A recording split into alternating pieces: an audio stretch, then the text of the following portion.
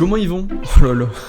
J'ai remarqué ça instant, ça faut pas que j'innove, c'est ouf. Les frérots, j'espère que vous allez tous très bien. Comme vous avez pu le voir dans le titre, aujourd'hui on va parler de Squeezie, mais je vais pas le présenter comme je fais d'habitude parce que tout le monde connaît Squeezie. On connaît Squeezie Histoire, Squeezie Pilote, Squeezie Jeux vidéo. Mais connaissiez-vous Squeezie Bad Buzz? Non, parce que je trouve qu'on parle de Squeezie qui en bien, il fait ci, il fait ça, mais on parle pas assez des polémiques. Désolé, il y a mon code obscur qui avait pris le dessus à un moment là. Bref, vous avez capté, on va parler des petites sauces que Squeezie a pu avoir récemment. Mais avant de commencer, n'oubliez pas de liker la vidéo et de vous abonner si c'est pas encore fait. Ça m'aiderait à gagner en visibilité, ça m'aiderait de fou du coup. Bref, c'est parti. Est-ce que vous vous rappelez de Luciole? Tout le monde s'en bat les couilles. Moi je trouve que quand elle est arrivée sur la chaîne de Squeezie, elle a rapporté une nouvelle vague, tu vois, de nouvelles vidéos avec des gros concepts, des gros budgets. Et en fait c'est normal parce que Luciole elle est auteur-scénariste. Vous le saviez pas, moi non plus, faites pas genre. Mais y a un petit truc bizarre, c'est que ça fait quasiment un an qu'on l'a pas vu sur la chaîne de Squeezie. Alors en soi ça veut rien dire, personne n'a de source officielle, y a pas eu de communication machin. Mais y en a c'est plus fort qu'eux, ils pensent que Squeezie est en embrouille avec Luciole. Bon du coup j'ai fait mes recherches parce que moi aussi ça m'intriguait, je trouvais ça un peu bizarre quand même. Et j'ai trouvé 2-3 infos un peu croustillantes, tu vois. Déjà pour moi ce qui a propagé un peu la polémique, c'est qu'on la voyait plus sur les vidéos de Squeezie, mais on la voyait soit en solo sur TikTok, soit sur d'autres vidéos avec d'autres youtubeurs. Et bon l'argument il reste un peu léger quand même pour dire qu'ils sont en embrouille. Mais saviez-vous que Luciole ne followback pas Squeezie sur Instagram? Il y a des gens, ils ont pas de taf pour trouver les détails comme ça, ils sont trop chauds. Mais ce qui est dommage, c'est que cet argument, il est lui aussi bancal parce que Luciole, elle follow Squeezie sur TikTok. Voilà, je suis désolé au mec qui avait trouvé l'argument, il va mal dormir, je pense. Bref, moi j'ai réfléchi un peu et je pense savoir pourquoi ils font plus de vidéos ensemble. Ils ont plus le temps. Voilà, c'est simple. Comme j'ai pu le dire, Luciole, quand elle était arrivée sur la chaîne de Squeezie, elle a apporté un peu un nouveau souffle, tu vois, avec des nouvelles vidéos, gros budget, grosse production. Sauf qu'entre temps, elle s'est lancée sur TikTok. Et il faut pas oublier aussi qu'à la base, elle est auteur-scénariste, donc ça n'empêche pas de travailler avec d'autres personnes aussi, tu vois. Et je pense que Squeezie, il a aussi entrepris de nouvelles choses. Je trouve qu'il a grave professionnalisé son contenu, il fait des vidéos encore plus produites qu'avant. Sauf que je pense que surtout la vraie raison, c'est le fait qu'il a pris une nouvelle direction de vidéo. Et s'il commence à refaire les mêmes qu'il a pu faire il y a 2 ans, et bah c'est comme faire un pas en arrière, tu vois. Mais du coup, moi je peux vous assurer que Luciole, elle est encore pote avec Squeezie, y a pas de souci là-dessus. Je suis sûr qu'on la reverra dans une vidéo en tant qu'auteur ou alors en tant que guest aussi. Donc voilà, je pense qu'on a fait un peu le tour des choses et on peut passer à la polémique suivante.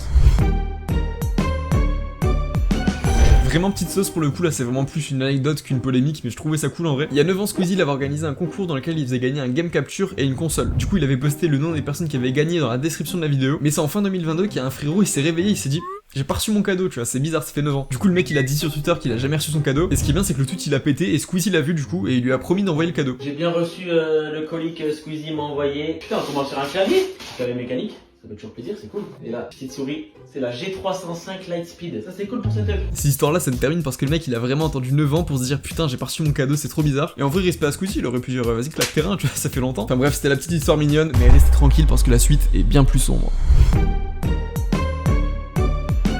Est-ce que vous avez entendu parler de l'histoire avec Audrey? En gros Squeezie il a sorti une vidéo tribunal des bannis il y a quelques mois, mais IRL, genre c'était dans un vrai tribunal avec des vraies personnes, tu vois, c'est vraiment avec du budget quoi. Et il faut quand même le rappeler, mais la vidéo elle était forcément à but humoristique, tu vois, c'est la chaîne de Squeezie, tu t'attends à ça, c'est normal. Mais il faut rappeler aussi que les personnes qui passaient en tant qu'accusés pendant la vidéo, ils avaient dit des vraies dingueries sur les lives, tu vois.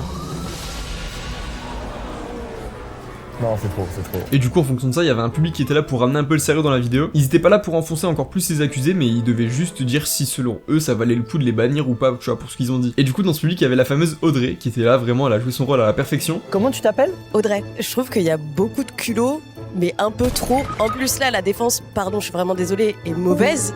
Tu parles d'un craquage au bout de 3 ans, tu es un peu maso, je pense. Il y a tellement d'autres créateurs, créatrices de contenu. Mais il y a un problème, c'est qu'il y a des gens qui lui ont reproché d'avoir pris ça trop au sérieux en fait. Et c'est allé carrément en menace de mort sur Twitter. Les gens sont fous en fait. Alors en soi, c'est compréhensible de pas avoir aimé ses interventions. Genre, t'as pas envie d'écouter des trucs premier degré dans une vidéo un peu chill, tu vois. Mais vraiment, là pour le coup, il y a des manières de dire et des fois, c'est mieux aussi de fermer sa gueule, tu vois, plutôt que de menacer de mort des gens. Et bref, du coup, on va passer à la polémique suivante qui pour le coup est bien plus pimentée, bien croquante, bien drama, tu vois. Comme je vous l'ai dit, on va parler d'un drama, que dis-je, le drama de 2022. Ça a commencé par une FAQ de Cyprien qui a annoncé qu'il ne se parlait plus avec Squeezie, c'est fini. Pour ceux qui étaient pas sur YouTube à ce moment-là, il faut savoir que Squeezie et Cyprien, ils avaient une chaîne en commun, sauf qu'au bout d'un an d'inactivité, les gens ils commencent à se poser des questions, tu vois. Et du coup, c'est un peu suite à tout ça que Cyprien il en parle dans cette FAQ, mais il reste quand même très flou et on sait pas vraiment pourquoi ils se parlent plus. En fait, depuis 2 ans et demi, Lucas m'a enlevé de sa vie, plus de nouvelles, plus de trucs, plus de... Peut-être certains d'entre vous vont être déçus, mais dites-vous que vous le saurez jamais autant que moi. Du coup, suite à ça, Squeezie il a fait un tweet dans lequel il confirme un peu ce que Cyprien dit. Mais pareil, il reste très flou, on sait pas vraiment d'où ça vient. Mais même s'il y a pas eu de communication officielle, on sait un petit peu ce qui a pu se passer, tu vois, on a des pistes. Il y a Gotaga qui nous a donné un peu un élément de réponse qui franchement se tient en vrai. En gros, pour lui, Cyprien et Squeezie se parlent plus à cause d'une revente d'une société dans laquelle ils ont tous les deux touché des millions. Dites-vous que c'est des relations un peu bizarres à partir du moment où t'es dans ce game-là Et il y a du business autour. Et là, disons que ils ont une relation qui est amicale et en même temps business. Ils se sont fait racheter les gars ensemble. Ils ont chacun touché des millions pour ça. Forcément, en fait, c'est pas une relation amicale comme t'as au lycée. En tout cas, voilà, ça peut un peu nous donner une idée du problème, même si je pense qu'on n'aura pas d'autre réponse, tu vois, par rapport à ça. On ne peut que espérer que ça se passe mieux entre eux deux et qu'ils s'épanouissent dans leur vie. Voilà, je fais des putains de phrases maintenant. Qu'est-ce que vous allez faire? Bref, je pense qu'on va s'arrêter là. J'espère que la vidéo vous aura plu. J'aime bien ce format de vidéo parce qu'on apprend des petites sauces comme ça, pas très connues, sur des youtubeurs très connus justement. En tout cas, n'hésitez pas à vous abonner et à liker la vidéo si c'est pas encore fait. Et je vous invite aussi à me suivre sur Insta si vous voulez vous tenir au courant des prochaines vidéos ou si vous voulez me poser une question par exemple. Ça peut être cool de se faire une petite commu là-bas, je pense. Enfin bref, sur ce, on se dit à la semaine prochaine. Pas sûr de ça, vraiment pas sûr. Prenez soin de vous. Ciao.